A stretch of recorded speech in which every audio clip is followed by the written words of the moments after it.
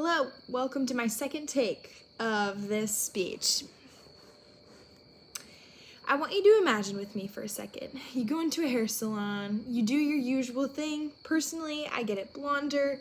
You're having a haircut, a color, whatever it may be. You're at the bowl where they wash everything out. They're giving you a nice head massage. They're shampooing you. It's nice and warm. It's relaxing. So you fall asleep. You're technically unconscious for a little bit.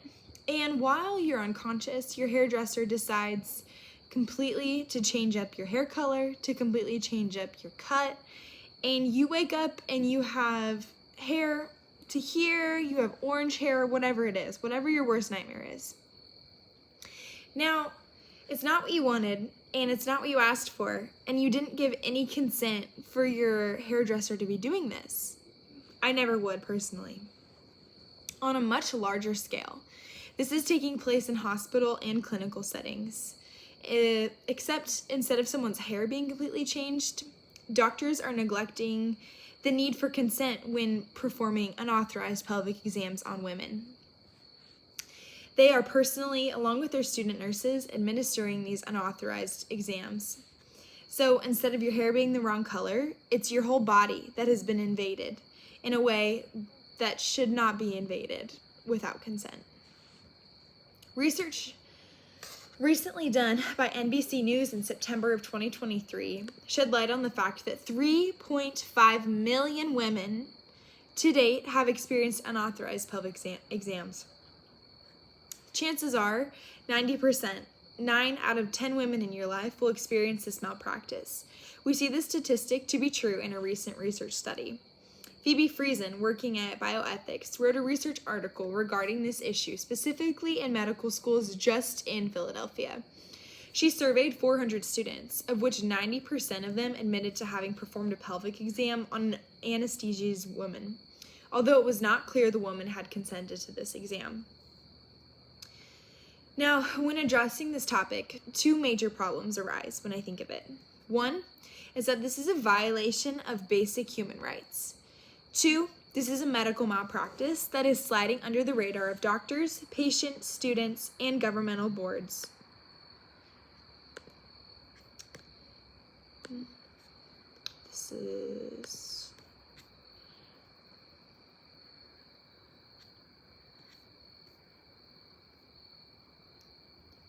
I know that this can be semi-uncomfortable to talk about because on a daily basis, we don't usually talk about each other's vaginal health or women's health in general or pelvic exams.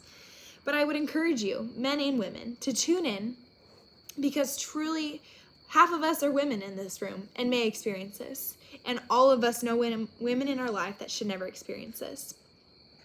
As I stated, this is a violation of basic human and medical rights. Things as insignificant as getting your tattoos, getting ears pierced, attending a class at a gym. You have to have written consent for all of these things. However, pelvic exams are happening without written consent, let alone verbal consent. According to the Wisconsin State Journal, as of October 18th, 2023, the state of Wisconsin just joined the group of 20 other states that have passed a bill requiring explicit consent for pelvic exams on patients under anesthesia. So we now have 21 states that require explicit consent. But what about the other 29? What happens to the doctors and students that violate the rights of autonomy and go ahead with an exam? Right now, nothing happens. But this should have been allowed in the first place? Do we think so? This leads me to the next problem with these unauthorized exams. This is a medical malpractice.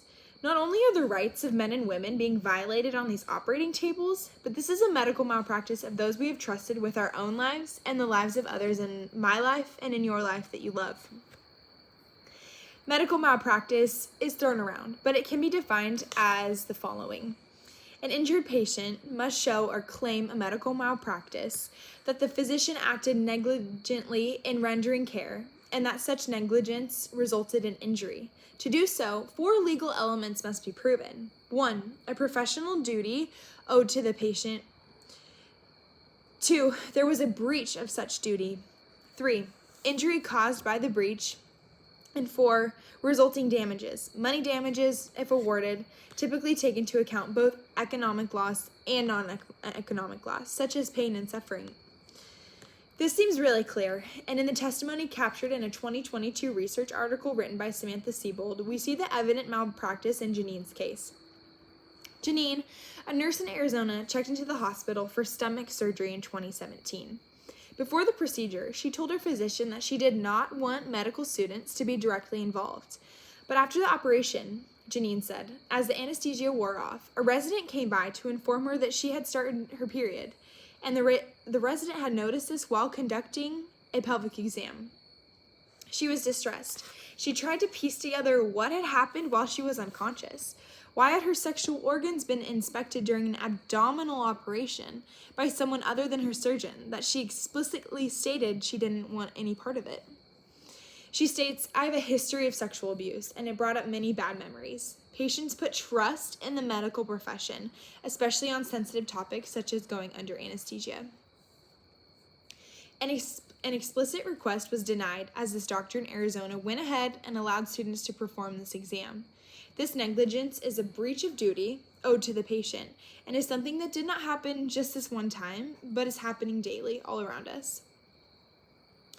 Now, there are 2 causes to this problem. 1, women are now refusing to have routine pelvic exams, let alone other surgeries that require them to be unconscious, because of fear from previously mentioned material.